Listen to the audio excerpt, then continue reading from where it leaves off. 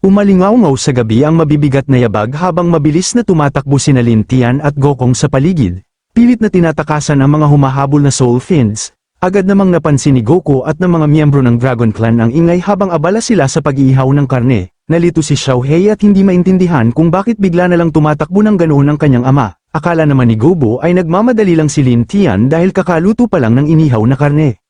Pero makalipas lamang ang ilang sandali, nakita ng lahat ang totoong problema. Hindi mabilang na espiritu ang lumulutang sa himpapawid at unti-unting pinalilibutan ang buong lugar mula sa lahat ng direksyon. Agad na sumigaw si Lin Tian sa Holy Maiden at desperadong sinabihang gamitin ito ang banal na mahika upang wasakin ang mga espiritu.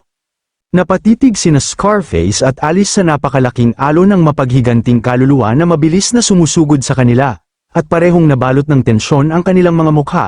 Hindi maintindihan ni Alice kung ano ang naging problema. Kanina pa nagsagawa ng panalangin para sa mga yumao ang Holy Maiden, kaya dapat sana ay matahimik nang nakatawid ang mga kaluluwang ito.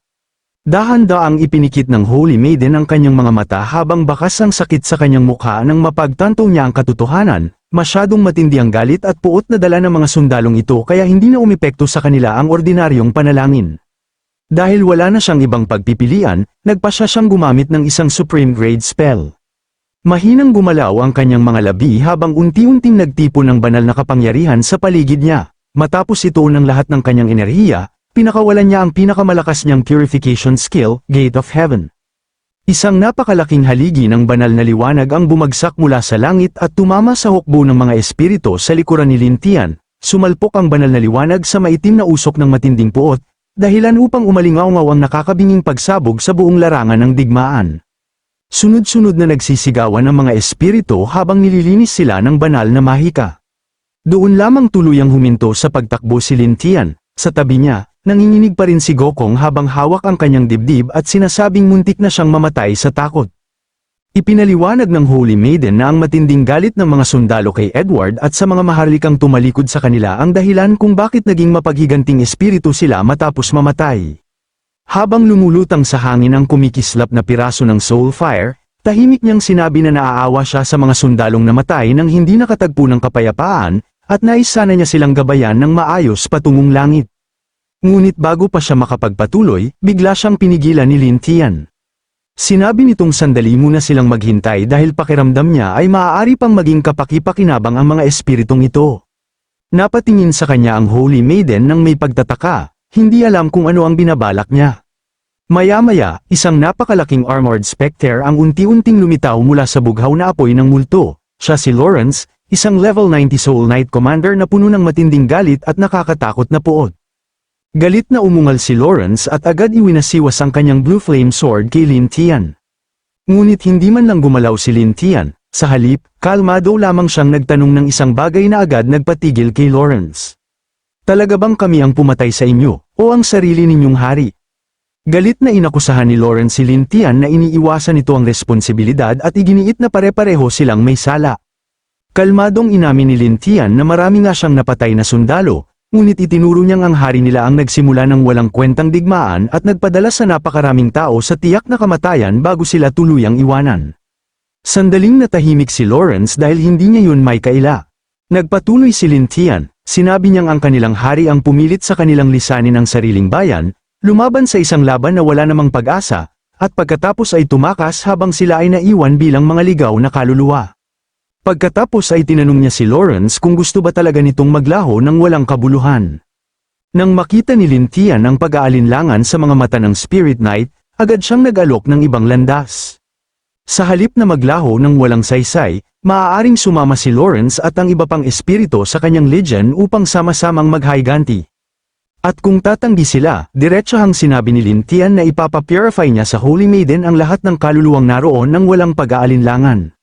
Matagal na nanahimik si Lawrence bago tuluyang nagtanong. At kapag napatay namin ang hari, ano ang mangyayari pagkatapos? Pagkarinig ni Lin Tian sa tanong na yun, bahagyang ngumiti siya.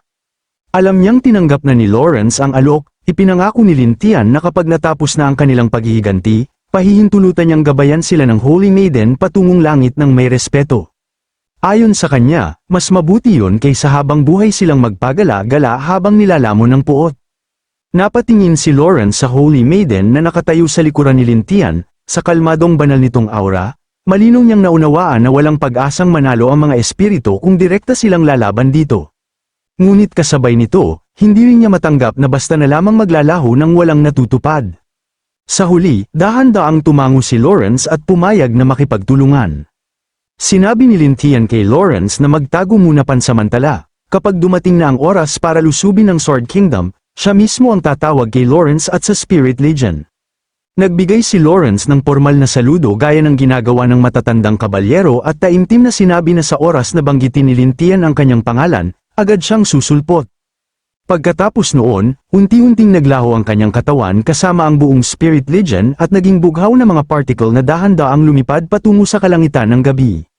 Muling naging tahimik ang lansangan, habang nakatayo sa gitna ng wasak na larangan ng digmaan, napabuntong hininga si Lintian sa ginhawa. Iniisip niyang mabuti na lamang at nananatili pa ring buo ang isip ng mga espiritong yun, kung naging mga walang isip na zombie lamang sila. Wala sanang ibang pagpipilian kundi lumaban hanggang sa may isang panig na tuluyang mawasak. Sa kabuuan, itinuring ni Lintian na malaking tagumpay ang laban na yun. Hindi lamang siya nakakuha ng napakalaking experience mula sa mga namatay na sundalo, kundi nakapag-recruit pa siya ng isang makapangyarihang hukbo ng espiritu. Pinaplano pa niyang gamitin ang kanyang Blizzard skill upang i-freeze ang mga bangkay para mapreserba ang mga ito bilang future training resources para sa mas malalakas na Goblin units.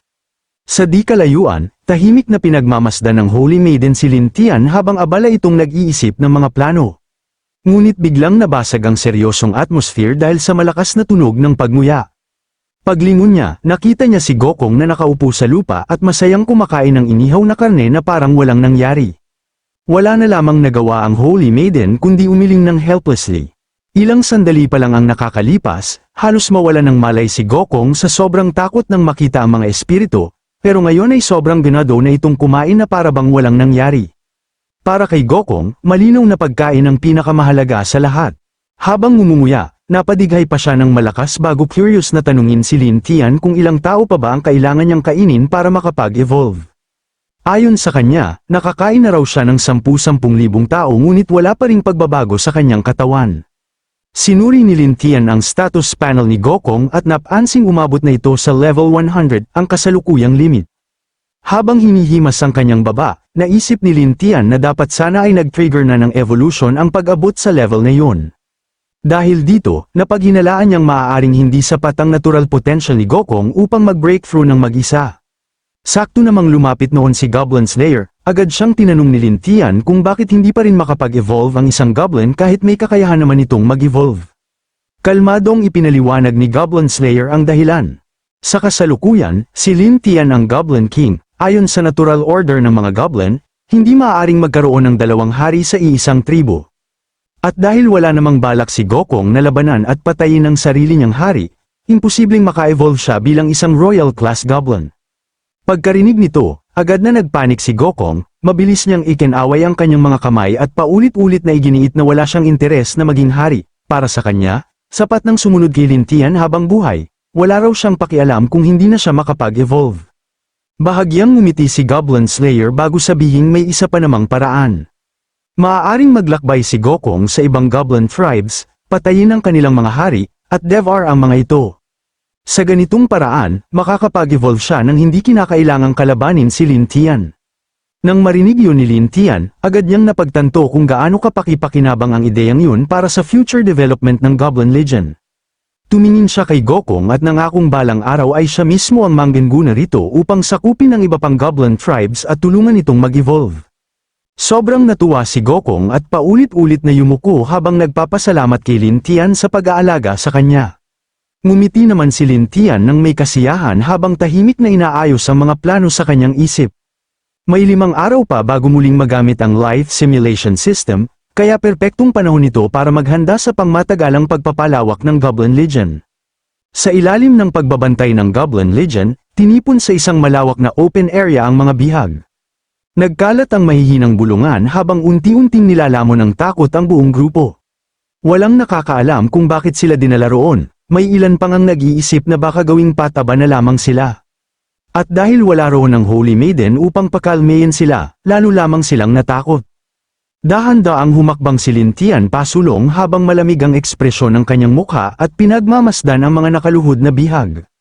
Sa kalmado ngunit matatag na boses, tinanong niya kung sino sa kanila ang may pinakamataas na katayuan. Pagkaraan ng ilang segundo, isang matabang lalaki na may balbas at bigete ang nanginginig na lumapit habang tumutulo ang pawis sa kanyang mukha. Nagpakilala ito bilang si Charles, isang mababang ranggong maharlika at mangangalakal mula sa kaharian. Mabilis siyang yumuko kay Lin Tian habang nanginginig sa takot at maingat na nagtanong kung anong utos ang nais ibigay ng Goblin King sa kanila.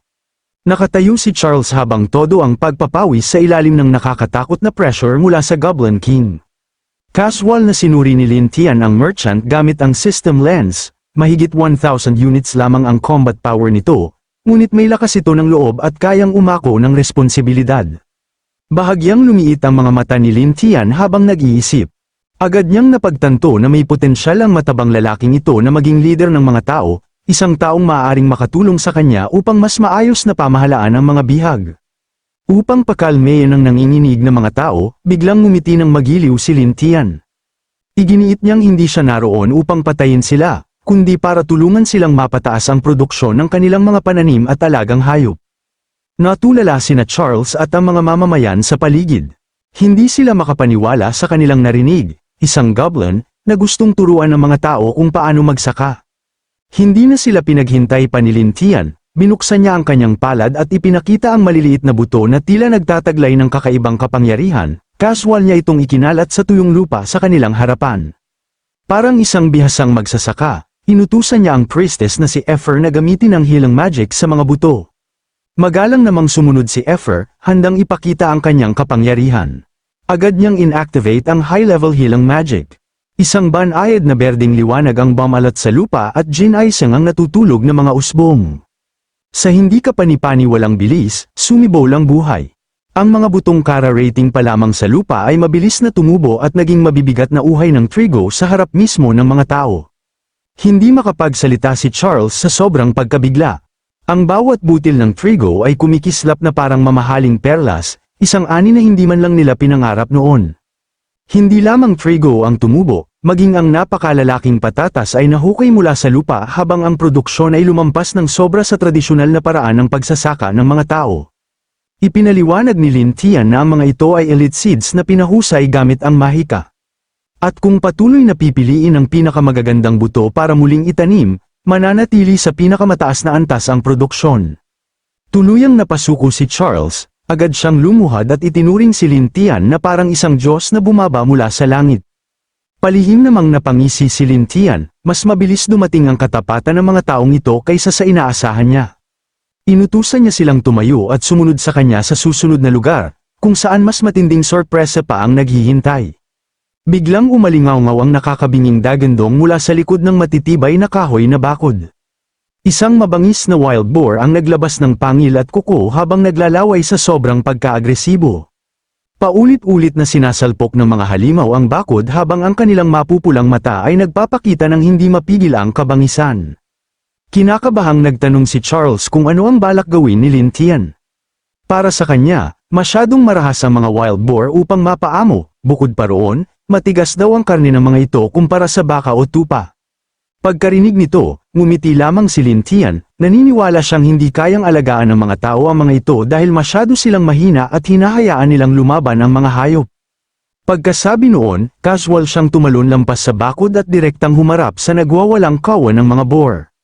Biglang sumabog ang maitim na evil energy mula sa kanyang katawan habang walang awang dinurog ni Lin Tian ang paa ng nangungunang boar, ang tunog ng nabaling buto ay nagpatahimik sa buong paligid. Malamig niyang pinanood ang halimaw habang namimilipit ito sa sakit.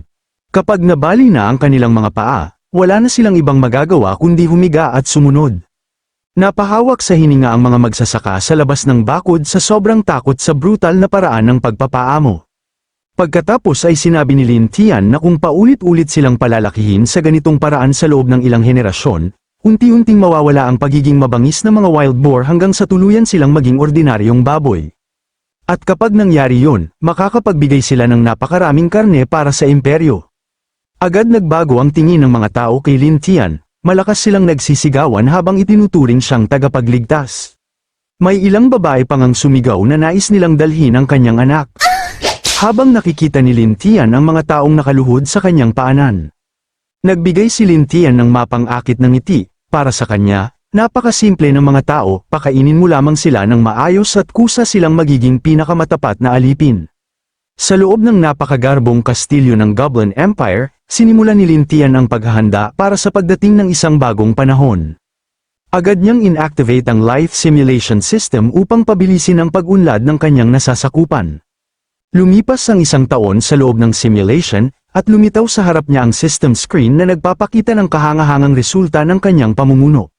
Dahil sa crop modification, lumawak ng 300% ang sakahang lupa, at napuno ng pag-asa para sa kinabukasan ang mga mamamayan. Bawat pamilya ay nabigyan ng sariling livestock stock, habang ang prestihiyo ni Lin Tian sa mga tao ay tuluyan ng lumampas sa sinumang naging pinuno ng tao noon. Mas lalo pang dumami ang mga babaeng kusang pumupunta sa plaza upang tumulong sa mga production tasks at ialay ang kanilang sarili sa kanilang pinuno. Pinalakas din ng husto ang depensa ng imperyo. Maraming especially iya mula sa Sword Kingdom at Magic Kingdom ang nahuli habang sinusubukang makapasok sa kanilang teritoryo. Pagkaraan ng 6 na buwan, dumating ang isang hindi pa nararanasang bumper harvest na nagpuno sa lahat ng kamalig.